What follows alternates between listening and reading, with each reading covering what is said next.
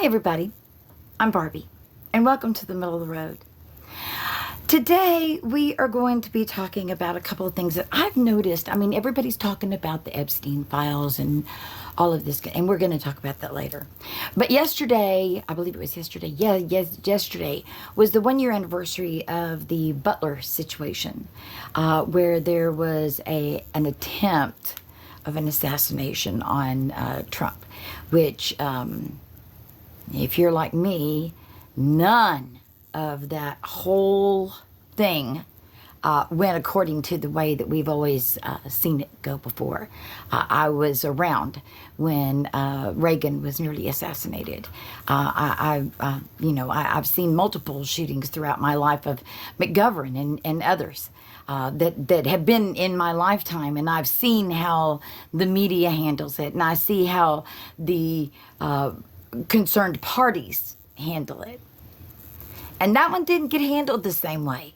It didn't get the same kind of publicity. Everything was, oh, poor Trump. Oh, somebody hates him enough to want to kill him. Well, yeah, there's probably some people out there who do. But this was not that situation, because this was all wonky. Wonky. Well, so yesterday, I saw an interview of the wife of the gentleman who passed away from that stunt. And I'm going to call it a stunt because that's what it is. And the wife of Cory I may not say this correctly, Comperatore, the gentleman who passed away, the gentleman that was shot, his wife still hasn't got answers on a lot of things. She and her 2 daughters were standing there at the microphone saying that they have basically just been left out in the cold. They're not getting any answers. And I would imagine, let's see, who were the other 2 people that were shot? David Dutch and another gentleman by the name of James Copenhaver. I would imagine them and their families would like some answers as to why they had to endure pain and physical injury and the loss of their bodily fluids. What exactly happened here?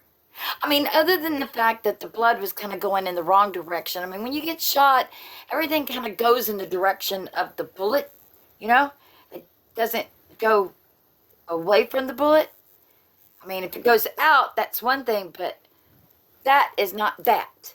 And everything was that way, if you remember. That way. When everything went that way. That didn't make sense. And then I've listened to quite a few gentlemen on ballistics and stuff. My grandfather was a deer hunter, and we were raised around guns. And I'm a believer in the Second Amendment. All that good stuff.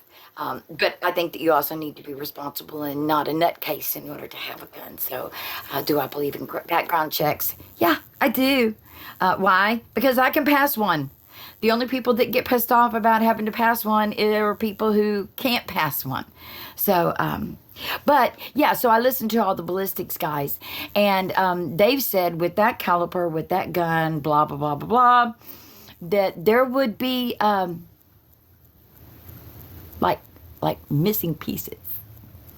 Even the velocity skimming, that would have blown a big hole.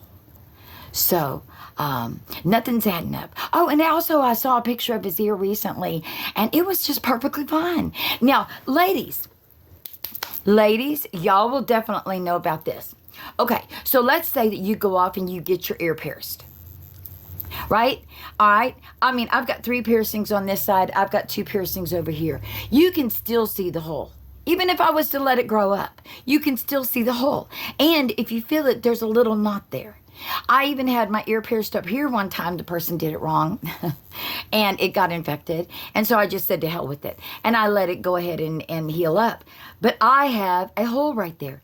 And you can see the little knot on the back of my ear. It's not like it's invisible. The damage gets done to the cartilage in the ear doesn't heal up like it would if it was just a little scratch here or whatever. Or on your arm. Yeah. Just not the same.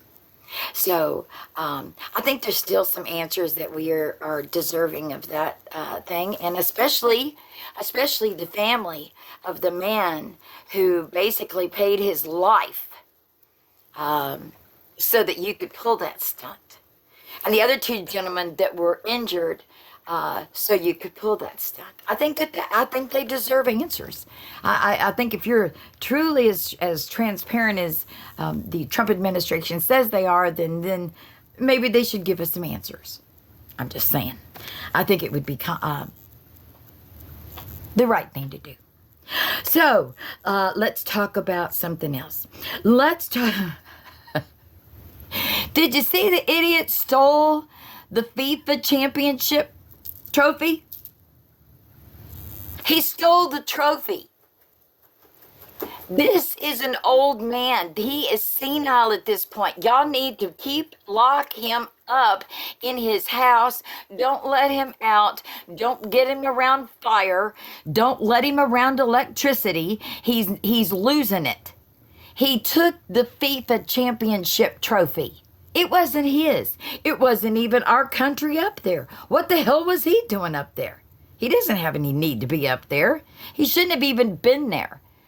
If you had gotten, if I was that person, him, and I had gone to that stadium and I had gotten that many boos off the bat, do you think I would have stuck around? No, because those people don't like me. He is too stupid it's not even senile. He's just too damn stupid. He is too stupid to realize that people cannot stand him. That's what it is. That's what we've got down to. But why would you steal the FIFA championship trophy? That's just... Okay. So, let's get to Epstein. My favorite topic. Mainly because I love what is happening to MAGA. I love the fact that you guys are deciding that, you know what? This is bullshit. If there are pedophiles out there, then they need to be in jail. Thank you so much. I appreciate that. I truly, truly appreciate your sentiments on holding people accountable, especially for crimes against innocent kids. Because a 12-year-old and a 13-year-old girl can be talked into a lot of things, just like a 12 or 13-year-old boy can be. You know, it's just in this case, it happens to be all little girls. Yeah. So, okay, we're going to start off with Epstein's brother. Epstein's brother, Mark, he was quiet for the longest time. He didn't want to really say anything to anybody. I mean, he had some questions. He did a few interviews here and there. But over the last year, I would say, he is really starting to come off with this deal that his brother was not murdered. His brother did not do himself off. You know, he was done. Somebody else came in and did that. And that's another cover-up. So the files are one cover-up. The offing of Epstein is another cover-up, and his own family had a separate autopsy done, and that separate autopsy actually showed that there were problems with the first autopsy, that there were signs that this man had been killed. I kind of want to go with what the family says. And also, it makes more sense. Again, if you've watched my previous video, I'll put the link down in the description below. Epstein got in trouble one too many times. Remember, he'd already been in trouble down in Florida, and Trump was able to get his ass out of all that. And I know that Trump was able to do it because if you look at Trump's cabinet right now, you know, with Bove and Acosta and Bondi and all those guys, oh, hell yeah, they were involved in that whole Epstein crap when it was taking place down in Florida. And now all of a sudden, they've all got cabinet positions. So Epstein got in trouble the first time. Trump was in a state that he could maneuver everything. He had everybody under his little thumb, right? And so Epstein got off with actually an illegal plea bargain deal, right? And so, but the second time he got in trouble up in New York. So this was way different. This was way different. This was not what they had gone through down here because they didn't have everybody paid off in New York. And they knew. As soon as Ghislaine, I'll get her name right, Maxwell, as soon as she got done, it was like Epstein was out. They knew that if Epstein went to court, everything was going to come out. Everything was going to come out. And it's, you know what? Here's the other funny thing is if you probably look at the other, I'm going to call them Johns because that's what they were. If you look at the other Johns that went on to the Epstein plane and took off and went to Lolita Island or met up at Mar-a-Lago to do their funky shit, if you look at those, I would imagine that those are going to be 1 or 2, 3, 4, 5, maybe 5 times. Maybe. Sick mother. Yeah. But maybe 5 times. But Trump was over 100 some odd times. Now, see, you only do that kind of stuff whenever you're in charge. Get me? You're a partner. You provide not only the place to recruit the girls, Mar-a-Lago, you also attend, and they also use Trump Tower and a couple of other Trump properties around. Yeah. So, I mean, why not use the boss's place? Because you get a discount on it or whatever. Right? He's coming down to your place to check it out, make sure everything's good. He's hiring the women at Mar-a-Lago. I mean, the young ladies. Not even young ladies. Let's call them young girls. You know, I mean, that's what they are. So, they're not legal to drink. They're not legal to buy alcohol or to buy even cigarettes. So, little girls. Yeah. I think that there's definitely a combination. I think that he is the boss, and I think that him being the boss was going to come out in the Epstein case. But they couldn't have that because they already had the tapes set up. Because again, if you watch the other video, that it was and same players, same crimes, same. I'm just saying.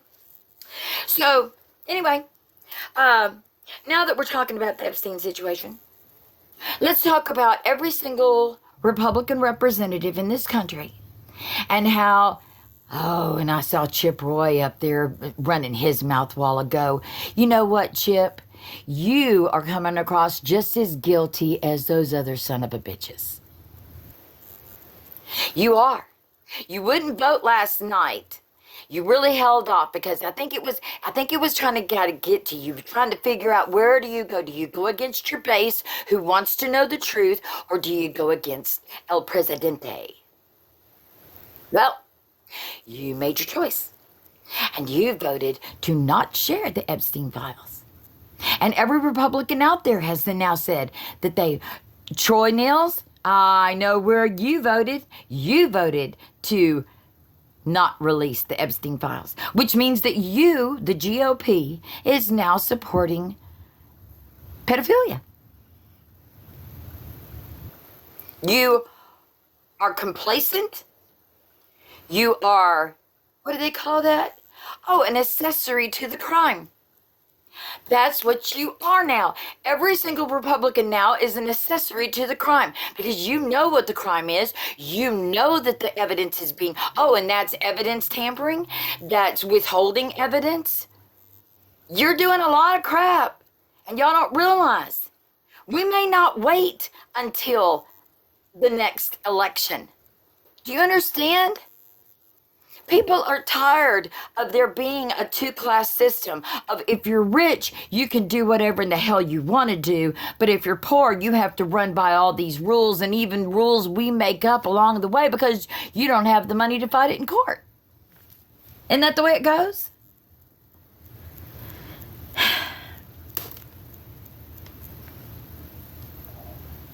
This is just wrong.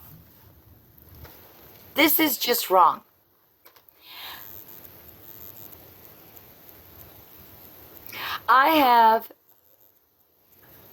I am a survivor. I am a survivor, and it wasn't a simple case. It was a very complicated, horrible case. And let me tell you something. Y'all better be careful. Y'all better be careful. Because once you have gone over and been able to process all the things that happened to you as a child, and when you're an adult and you come to terms with it, you can handle the emotions.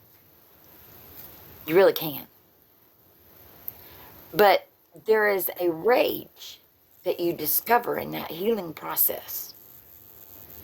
And that rage can give you determination.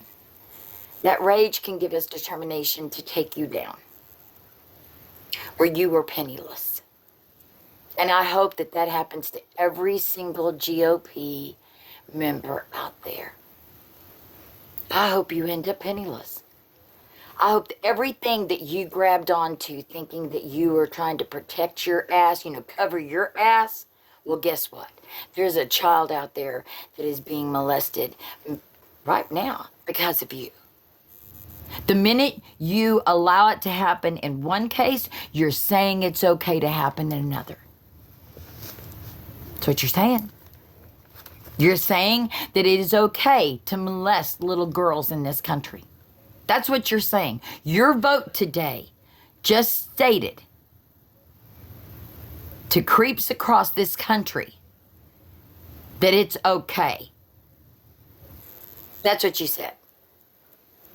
See, you're too stupid. Y'all keep trying to win. We gotta win, we gotta win, we gotta win. What the fuck are you winning? At this point, what are you winning? You're not winning our support. You're losing on a daily basis. I don't know if you pay attention to the polls. I thought that all of y'all did. But if you did, what's happening here? You're screwing yourselves. And I got news for y'all. That Virginia chick, y'all need to let her go. She is just a cranky, bitchy old woman who probably has an... never mind. I'm not going to say that. I'm not going to say that because that would be just crude. That's what I'm thinking though. Yeah. Anyway. Yeah, she needs to be put out to pasture. Just send her back home, put her on her front porch, give her a damn glass of iced tea, and just tell her to rock there. And she doesn't need to worry about the rest of it. She can just go home. There's a whole bunch of them that can go home. But, hey, now that they've all told us how they feel, yeah, they can go home.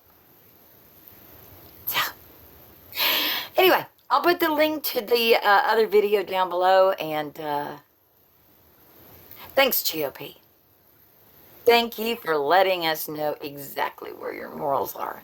All right, anyway, y'all have a great day. Try to. Every day, you got to try to. And even on the bad days, you got to remember that they're beautiful in their own little weird way. I know that's a weird thing to say, but it's true. Good and bad. We're thankful we're here. So, another day to fight. All right, talk to you soon. Peace out.